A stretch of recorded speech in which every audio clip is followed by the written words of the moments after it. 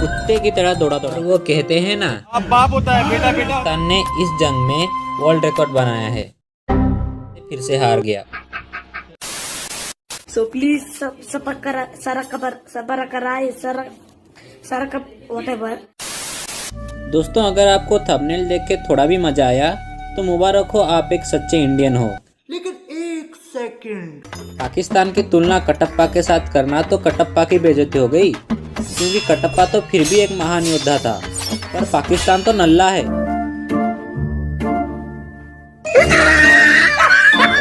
तो दोस्तों, आज हम जानेंगे कि इंडिया और पाकिस्तान के बीच में कितने जंग हुए हैं और कौन इन लड़ाइयों को जीता है।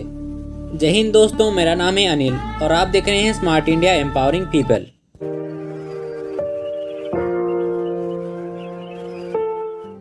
दोस्तों, आज़ादी के बाद से इंडिया और पाकिस्तान के बीच में 4 सबसे बड़ी लड़ाइयाँ लड़ी गई है। दोस्तों, इन चारों लड़ाइयों को हम इस वीडियो में शॉर्टकट तरीके से समझ लेंगे, क्योंकि बाद में मैं इन चारों लड़ाइयों के ऊपर ब्रीफली एक इंडिविजुअल वीडियो बना लूँगा।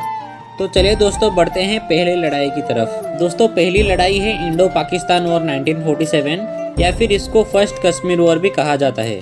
दोस्तों, इसे फर्स्ट कश्मीर वॉर इसलिए कहा जाता है क्योंकि ये लड़ाई मोटा मोटी कश्मीर के लिए ही हुई थी। दोस्तों, ये लड़ाई 1947 से लेकर 1948 तक हुई, यानी कि हमारे देश के आज़ाद होने के कुछ दिनों के बाद ही ये लड़ाई शुरू हो गई थी।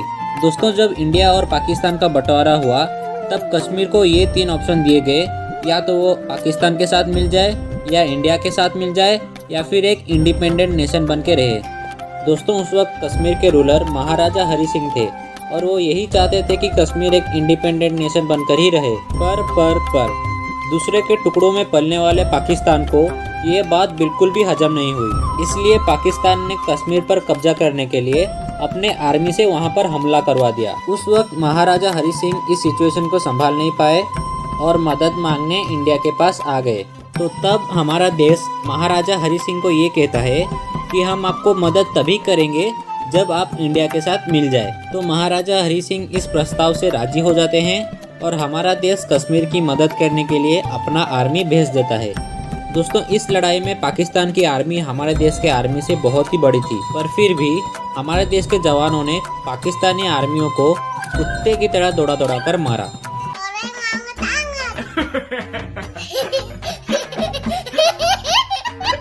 दोस्तों, इस लड़ाई में हमारे देश ने लगभग 1000 बहादुर जवानों को खोया। वहीं दूसरी तरफ हमारे देश के जवानों ने पाकिस्तान के 6000 से भी ज़्यादा लोगों को मौत के घाट उतारा। तो दोस्तों, इस जंग में नल्ला पाकिस्तान कुत्ते की तरह हारा और हमारे देश को कश्मीर का 2/3 से भी ज़्यादा हिस्सा मिल गया। और जो भी कश्मीर का बचा कुचा हिस्सा पाकिस्तान को मिला उसे हम आज POK यानी कि पाकिस्तान ऑक्यूपाइड कश्मीर कहते हैं। तो दोस्तों, ये तो हो गया फर्स्ट कश्मीर वॉर, जो कि 1947 से लेकर 1948 तक चली।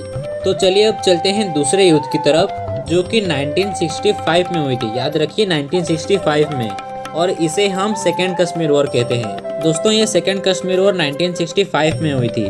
ध्यान से सुनिए, 1965 को।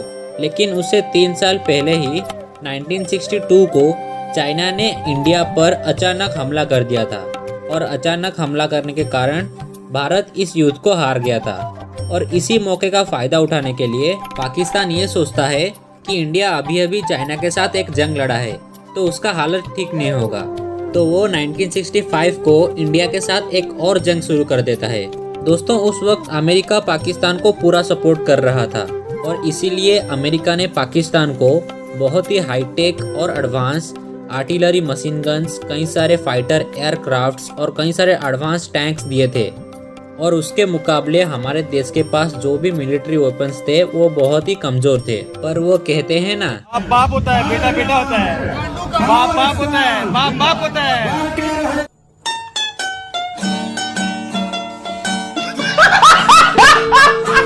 दोस्तों, पाकिस्तान के पास भले ही अच्छे हथियार थे, पर हमारे देश के पास अच्छी स्ट्रेटेजी और हमारे देश के कई वीर जवान थे। दोस्तों, इस जंग में दोनों ही देशों ने लगभग सेम जवानों को खोया, और इस जंग का कोई भी ऑफिशियल रिजल्ट नहीं है। दोनों ही देश ये क्लेम करते हैं कि उन्होंने इस जंग को जीता है, पर पूरे दुनिया का यही कहना था कि अगर ये जंग 1-2 हफ्ता और चलती तो पाकिस्तान पूरा का पूरा चौपट हो जाता।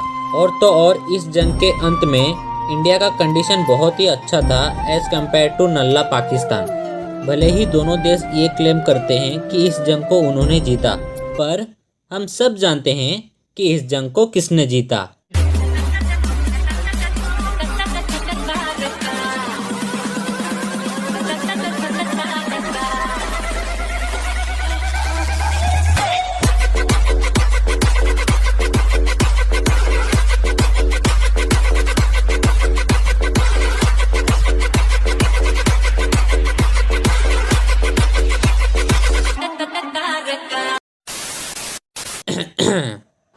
साला इस मायोवे पाकिस्तान को शर्म ही नहीं आता है बार बार हार हार के।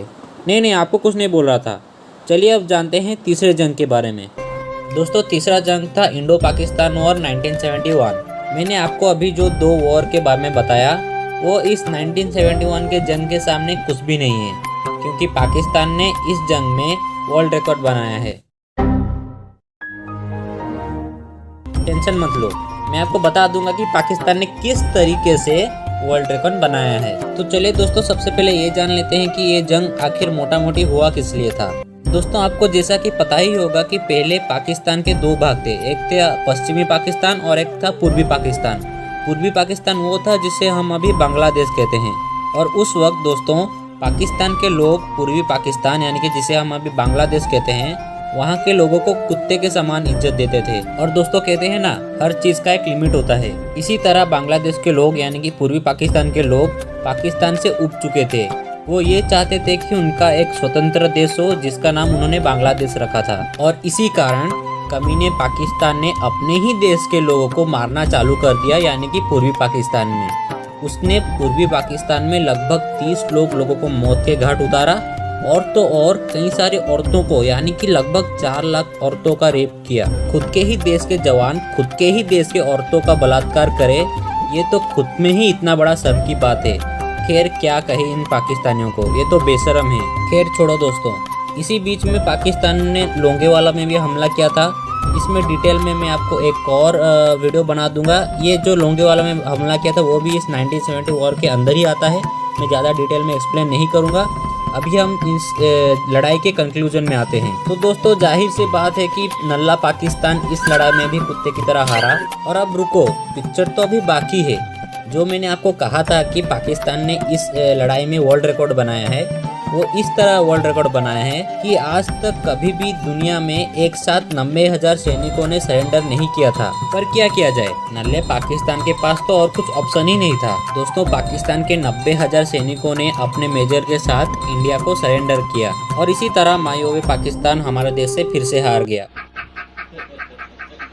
वो भी बहुत ही बुरी तरह से। दोस्तों ये जो 1971 का इंडो पाकिस्तान वॉर है जिसको मैंने अभी आपको एक्सप्लेन किया, वो बहुत ही इंटरेस्टिंग किस्सा है। इंटरेस्टिंग किस्सा मतलब हमें इसमें ये देखने को मिलता है कि कैसे पाकिस्तान का साथ ब्रिटेन और अमेरिका देता है, वहीं दूसरी तरफ हमारे देश का साथ सिर्फ रसिया देता है। तो इसलिए दोस्तों इस जंग के ऊपर मैं एक डेडिकेटेड बहुत ही अच्छा वीडियो बना दूंगा, जिसको आपको देख के बहुत ही मजा आएगा, मैं गारंटी के साथ कहता हूँ। तो कर लो हमारे इस चैनल को सब्सक्राइब और हमारे इस परिवार में मिल जाओ, ताकि आपको उस वीडियो के साथ साथ और भी कई सारे नॉलेजेबल वीडियोस मिलते रहे। तो चलिए दोस्तों जानते हैं उस चौथे जंग के बारे में जो इंडिया और पाकिस्तान के बीच में लड़ी गई थी।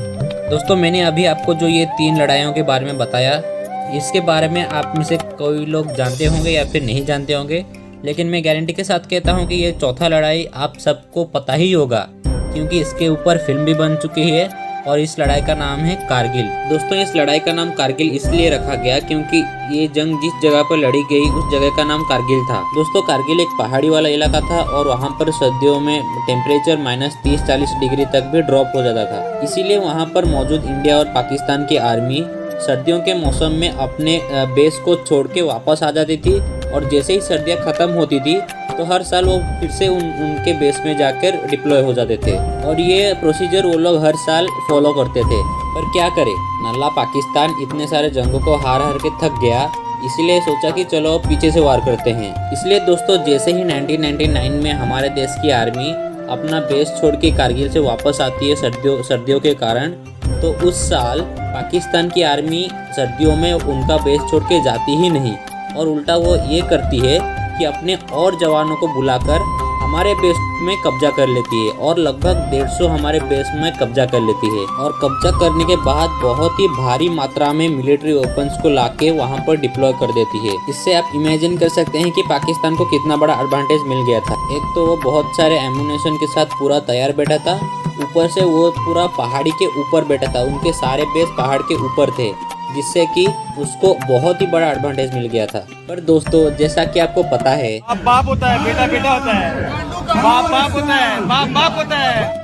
दोस्तों, फिर से हमारे देश के वीर जवानों ने पाकिस्तान की आर्मी को धूल चटाया, जबकि पाकिस्तान के पास बहुत ही बड़ी एडवांटेज थी। पर कहते हैं ना, भिखारी को अगर सोने का लोटा भी दोगे तो वो भीख मांगने ही बैठ जाएगा। तो दोस्तों, बस यही कह सकता हूँ मैं पाकिस्तान के बारे में। मुझे तो ये समझ में नहीं आता कि एक देश इतना बड़ा बेशरम कैसे हो सकता है। पर मैं पाकिस्तान को सिर्फ एक ही बात कहना चाहूँगा कि जब जब तुम हमारे देश के ऊपर आंख उठाकर देखोगे, तब तब हमारे देश के सुपुत्र तुम्हें मार कर गिराएंगे। तो दोस्तों, बस यही था आज के इस वीडियो में। और अगर आपको ऐसे ही नॉलेजेबल वीडियोस देखना पसंद है और अगर आपको इस सारे जंग के ऊपर डेडिकेटेड वीडियोस देखना है ब्रीफली, तो हमारे इस चैनल को सब्सक्राइब कर लीजिए। तो चलिए दोस्तों, मिलते हैं अगले वीडियो में। जय हिंद।